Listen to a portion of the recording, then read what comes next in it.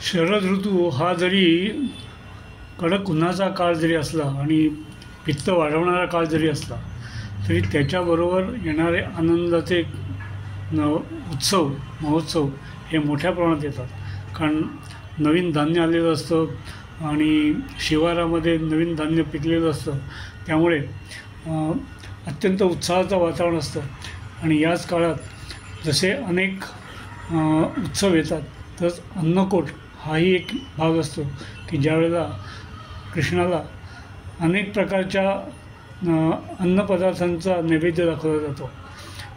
आणि त्याचाही उद्देश हाच आहे की वेगवेगळे अन्नधान्य वेगवेगळ्या प्रकारचे पदार्थ निर्माण करून त्याचा आनंद घेतला जावा.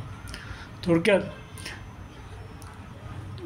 मनुष्य आनंद निर्माण करतो आणि ज्यावेळेला शिवारात धान्य पिकलेलं आहे आणि आता मोठा आनंदाचं उत्साहाचं वातावरण आहे, अशा काळामध्ये हा उत्साह ओसंडून वाहत असतो. आणि त्याच्यामधूनच हे सगळे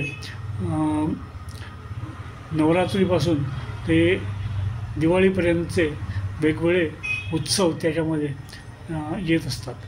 आणि त्याचा परिणाम आपल्या शरीरावर होत असतो, मनावरही होत असतो. त्यामुळे आपलं मन मोठं प्रफुल्लित आणि आनंदित असतं आणि त्याचा परिणाम अर्थातच आपलं आयुष्य वृद्धी आणि सुखसमाधान येण्याची एक शक्यता त्यामुळे निर्माण होते. कारण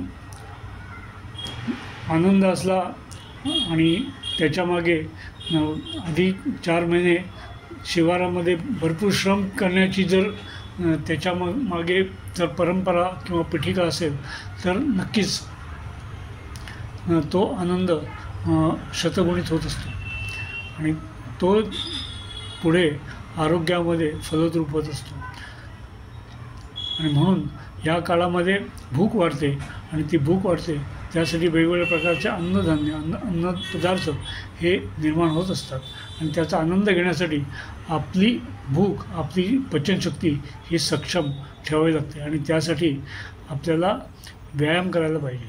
त्यामुळे व्यायामाला पर्याय नाही. त्यामुळे चांगलं आरोग्य हवं असेल तर त्याच्यासाठी उत्तम अन्नपदार्थ आणि उत्तम अन्न हे जसं जरुरी आहे तसंच उत्तम व्यायाम हेही आवश्यक आहे. श्रीराम. थँक्यू.